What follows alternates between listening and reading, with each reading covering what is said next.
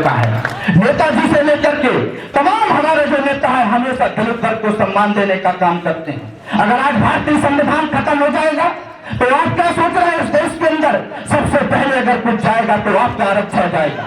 सबसे पहले अगर कुछ जाएगा तो हमारी बहन बेटी माता बहनों की आबरू चली जाएगी। हाथरस की घटना भी हमको याद है। क्या हमारे आंखों से वो घटना ओझल हो गई? हमारी याददाश्त इतनी कमजोर हो गई कि हम वो घटनाएं भूल जाते हैं। जब घोड़ी पे हमारा भाई बैठता है तो हमारे भाई को मार दिया जाता है। हम लोग भूल जाते हैं कि नेट रणनीति के माध्यम से आईएएस और टीसीएस बना दिए जाएंगे।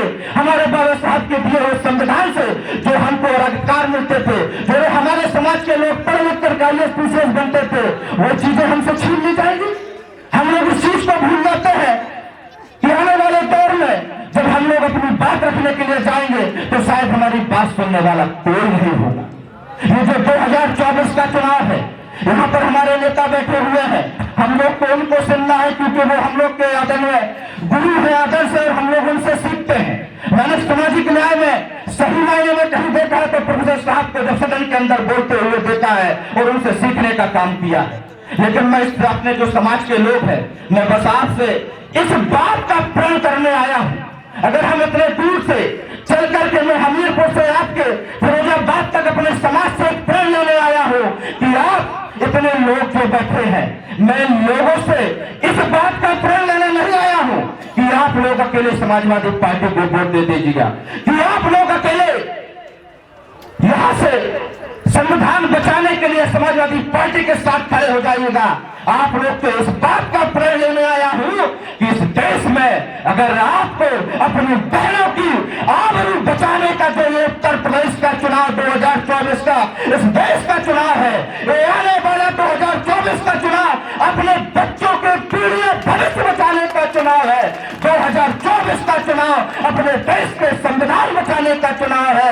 2024 का चुनाव अपने खुद के सब कुछ बचाने के, जमीन जायदाद से लेकर अगर सब कुछ बचाना चाहते हो, उससे बड़ा पता क्या है? इस देश के अगर आप लोग इंसानियत और मानवता भी बचाना चाहते हो तो 2024 में आप अपनी जिम्मेदारी से लग जाइए कि मैं बाबा साहब माननीय कांशीराम साहब और श्रद्धेय नेताजी का वंशज हूं। तो आप निकल के लग जाइए कि मैं जाकर के हजारों वोट जोड़ने का काम करूंगा, क्योंकि जिम्मेदारी मेरी है। आज हो सकता है कि मैं हजारों करोड़ रुपया कमा लूं, आज हो सकता है कि मैं आटा ले लूं, आज हो सकता है कि मुझे चंद पैसे से भारतीय जनता पार्टी के लोग खरीद लें, लेकिन कभी आपने सोचा है कि जो आज मुझे मिल गया कल मेरे बच्चे का क्या होगा?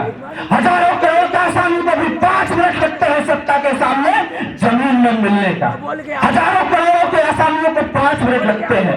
आपका जो गल्ला है आज वो आपसे लालच के तौर पर रोजगार छीनकर, आरक्षण छीन करके ये जो गल्ला दे रहे हैं, आने वाले दौर में जब वो गल्ला भी बंद कर देंगे, क्योंकि उस समय आपके पास अधिकार नहीं होगा कि आप मुंह खोल पाए, उनके खिलाफ आपके वोट की ताकत भी आपसे खत्म कर दी जाएगी। इसलिए मैं आपसे निवेदन करने आया हूं कि जो ये छोटी मेरी बहन बैठे हैं, छोटे भाई बैठे हैं, इनका सवाल है, इनके सवाल के लिए आने वाली पीढ़ियों के लिए आप लोग इस बात को हाथ उठा करके प्रण लेते जाइए कि मैं दलित समाज का वो व्यक्ति हूं जो जाकर के हजारों वोट जोड़ने के लिए, जब तक कि फिरोजाबाद नहीं आसपास के जहां जहां की बात हो, जहां साइकिल चुनाव चिन्ह है, मैं खड़ा होकर के भारतीय जनता पार्टी को हराने का काम करूंगा और फिरोजाबाद में अच्छे यादव जी को जिताने का काम करूंगा। बहुत बहुत धन्यवाद। जय भीम, जय समाजवाद।